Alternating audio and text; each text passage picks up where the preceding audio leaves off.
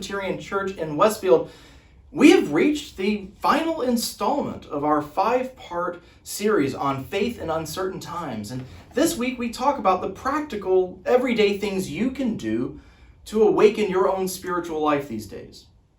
You know, my grandfather had this wonderful habit of, he was a fixer-upper around the house. He had a great, tool set. He loved doing things around the house. He loved tinkering on his truck, keeping everything up, everything going, and he had a whole array of these how-to guides for keeping up the house. I actually have at least one, if not a few, that I inherited from him. It has wonderful little guides on how to fix plumbing, how to fix minor electrical work around the house. And I use them on projects around our house still. I even have the same kind of manual how-to guide for my own truck, the same vintage truck that he gave me. Is a wonderful, wonderful set of tools to be able to work through and take care of business in our own lives. Well, however wonderful those tools are, these little how-to guides, I am much more likely these days to turn to the internet using YouTube how-to guides and videos. And I have to admit, not all of them are actually wonderful or even helpful. But I have to say this, flipping through the older guides, the ones on paper, there were illustrations and there were words, but it felt as though there was always something missing in translation. Some step didn't get described fully, or I wasn't able to see the person working in the photograph just right, and it left confusion. Well, videos, especially when they're well done, allow for you to see every single movement. You can stop and you can go back until you finally understand. It's a marvelous approach, and I love them. You can see somebody move through the entire process of whatever project you're about to work on. And what is best about the whole thing is there's a video, a how-to video for just about everything. I mean, if you want to learn how to knit or crochet, bam, there's a video for that. In fact, there's literally thousands upon thousands with millions of views. If you want to know how to lace up your shoes with the Eastland knot, or you just simply want to know what an Eastland knot is, there's videos for days on exactly that thing. Unfortunately, it gets a little bit more complicated in this life and in this world when we start searching for how-to videos for the more difficult questions of the human experience. You see, there are videos out there and all over the place for helping us be more assertive, or to be more social and outgoing, to be more articulate or affectionate or even empathetic. But keeping faith, living out one's spiritual life, especially when we talk about uncertain times, it all moves into a brand new category. And this is where we really get pushed into the deep end of life's big questions. And to be honest with you, there's no pithy response for it, and there's no easy how-to guide, usually. So getting back to the series that we're winding up, we get actually kind of the closest we're ever going to on a how-to guide on living during difficult times. You see, today, Paul is continuing, he's wrapping up really, his conversation with a church from about 2,000 years ago, going through just a terrible, terrible time. And in this letter, he has helped them see that one transformed life can lead to change in another. He has shown them the importance of sincerity and integrity in one's life. He's also assured them that no relationship is ever fully lost. Love binds up and holds everything together. And so we can trust that there's nothing that's ever so far gone to be irredeemable. And now as he's getting ready to sign off, Paul has these parting words that he's giving about where we go from here. So I'd like us to pause and take a moment to hear Paul's how-to guide for living faithfully when it seems like the world is burning down. All right, this is what he tells them.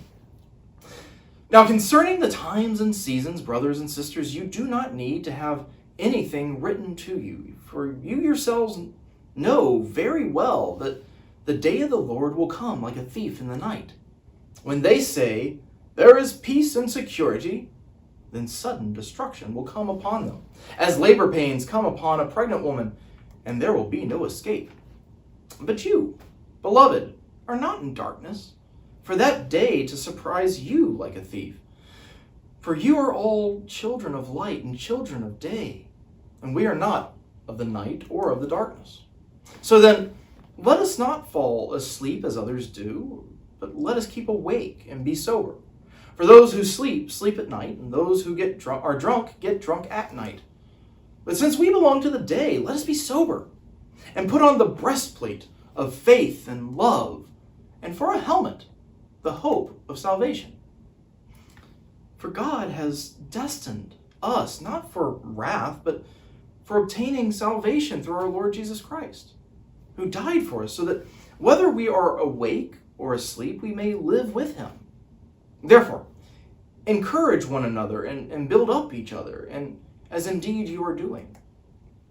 Okay, so, now, at a first reading, we might come away thinking that Paul is saying that there are those who get it, who live in the light, and then there's those dunces who are still living in the darkness. Paul lays out how to live in the day, to stay awake and alert to what's really going on, namely to sober up and to toss on that breastplate of faith and love, the helmet of the hope of our salvation. And presumably, on the surface, it seems that he's saying this to protect you, me, us, when they beat you over the head that all is lost. You see, here at that surface level, we might get tempted to start thinking that they are out to get us. And that they are out to get us because they are in the darkness. They are evil. They are out to get us because we have our stuff together and we are being encouraged to armor up with our religion to go to a spiritual war against them. It's sometimes tempting, in fact, to take this reading, and I know that others have. But today, I invite you to come along with me for a different reading, a little bit deeper reading, if you will, because one way to look at what Paul is saying would be to split it up into 3 different sections. And in the third section, I think we're going to start seeing something come to life. There's a switch that gets flipped, okay? So in that first section, Paul seems to show the division of focusing on how there are some living in the night, and these are the people who are desperately seeking peace and security, who are looking for distractions from the truth by self-medicating, right, getting drunk. And they're totally focused on surface level things, and they miss what you see. You are awake, you get it. And since you get it and you are awake and alert to what is really going on, Paul says, okay, fine, act like it. And that brings us to the second section. And the second section is where Paul talks about staying sober, which includes not drinking, not getting carried away with any kind of chemical alteration of our psyche, but it's broader than that. So staying alert, paying attention, see what's happening. He then talks about wearing our spiritual lives as though they were armor, putting our spiritual lives, our faith, on the outside, not hiding or tucking it away into one of the chambers of our own soul. And he talks about doing this, and it can seem at first to because it protects us. This armor, our spiritual lives, can protect us from the onslaught of all the nastiness that is going on around us. And then the very next and final bit comes along. I want us to pay attention to this part because he flips the switch on us very, very subtly, very quietly. Paul says that we do all of this, put our heads on straight, put on the spiritual armor. We do all that because God has destined us for reconciliation. Well, so far so good. We are destined for reconciliation. It makes us feel good. We might presume that we are the ones being brought back to God through all of this terror going on around us. But in just a moment, we're going to read what Paul really says. Because God has destined us. And right now, Paul is redefining what us is. God has destined us for reconciliation, for being wrapped up in the love of Jesus Christ, who died for us. And what Paul is saying is, he means all of us, those who are awake and those who are asleep. So let's reread verse 10 just really quickly, to make sure that we get what's going on here. He says that this has all been done so that whether we are awake or we are asleep, we may live with him, meaning Jesus. When he gets there, and when he says it, he then says, so build each other up. Now, if you start with section 1 and section 2, this idea that there are those of us in the light, those of us are in the dark, and those of us in the light, we get it. Because we're destined for all these great things, and so we can build each other up. On the surface, it means we build each other. Those of us in the church, those of us on the right side. But the moment you look at that little tiny verse in verse 10, what Paul is saying is, it doesn't matter if you're awake or asleep. It doesn't matter if you're the supposed insider or outsider. The same thing is destined for you. And this changes the entire conversation. Now when Paul says, so build each other up, it can't simply be those of us who get it right. So let's go back and let's now look at these rhetorical questions because they'll help us move forward. So is he talking about only those who are awake? I would say no. Is he suggesting that those of us who are awake should be building up those who are asleep? Possibly. Now let's explore this a little bit more deeply. Here in our culture lately, we've seen a lot of anger. We've seen a lot of frustration, a lot of hurt. We've seen a lot of celebration from our society. We've seen a lot of joy in the last week, along with confusion and neighbors no longer knowing how to even talk to each other. Each side sees themselves as the side who is living awake to what is really going on, while the other side is lost in this delusion of their own making. Where do we go from here? I mean, what does faith look like now? What does it mean to live faithfully in that kind of environment? Because we're being called to do so much more than draw lines in the sand on who has value and who doesn't. If we follow, the advice of perhaps the most famous Christian in all of history, St. Paul, I think it means this. Because God has destined us for reconciliation, for right relationship, okay? And because in the life of this man, Jesus of Nazareth, we get a picture into the window of who God really is, that somehow that divine spark at the center of all that is, seen and unseen, that spark, God, wants us wrapped up in love, wants us to have right relationships, because God has destined us for that. And because this love, if we do a close reading of what Paul was talking about, because this love means love for all, then those of us who are awake and those of us who are still sleeping are all recipients of the same love. We're all winding up in the same place. There is no insider or outsider. And it no longer matters about those lines of division. So it doesn't matter where each of us sees ourselves on the spectrum. If we see ourselves as being in the light, we have our marching orders. So in that case, we get to the second part of what Paul is talking about. He's telling us to get our head screwed on straight, okay? Live sober. Put your head on straight. Be clear. Think with our faith before any other identity. Wear our spiritual lives, on our sleeves. And love other people like it's going out of style. When I read what St. Paul is writing to this church of the Thessalonians, what I'm seeing him say is, live with clear eyes. Wear your faith on your sleeve and love other people unconditionally. Now, we can say all of that, but in the same way that my grandfather had this, these how-to books, we can use it and we can go that way. And though I should never be a YouTube influencer at all for any reason, I'm going to step away from regular preaching and I'm going to do a very brief little YouTube, how-to video on living faith these terrible days. All right, let me get into character, people. Can't believe I'm doing this.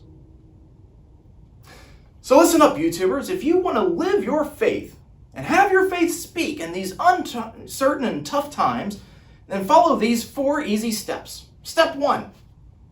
Get up in the morning, wake up, and before you even get out of bed, say a quick prayer of thanks to God for the morning, for the chance that you will have during the day to show other people unconditional love.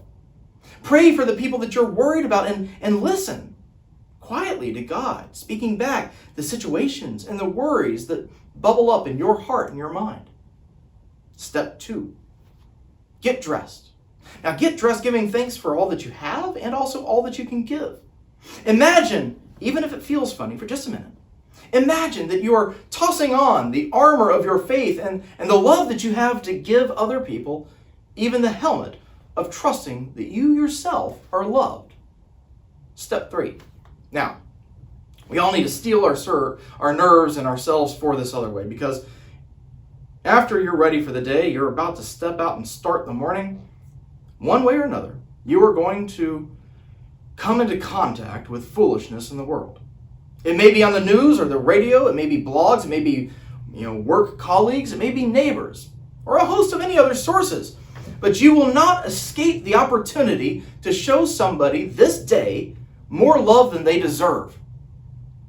And that's the point. In every single encounter, believe the best in the other person and try to see their perspective.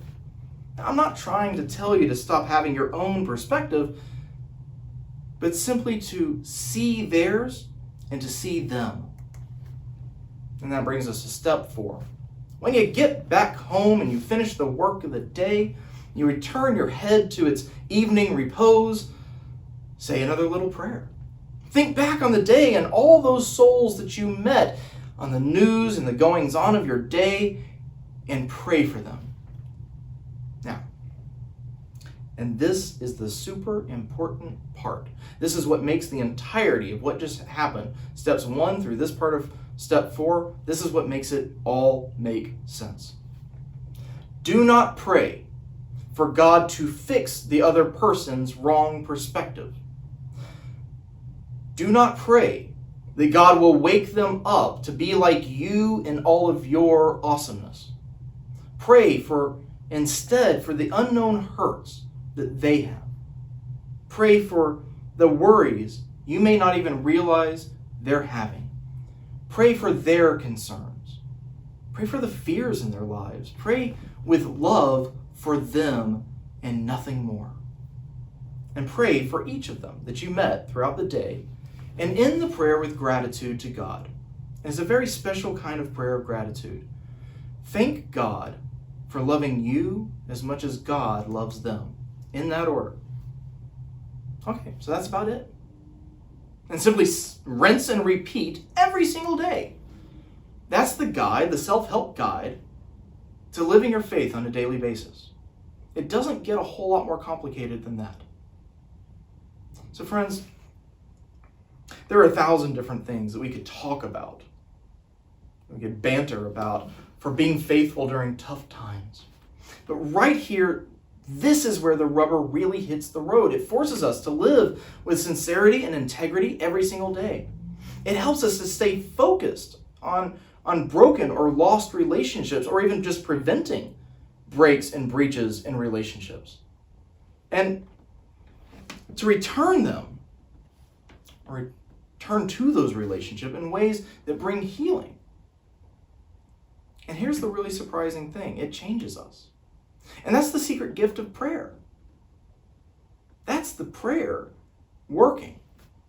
Done right, prayer changes us way more than the circumstances we're praying about. And a changed life can change the world. Thank you, my friends.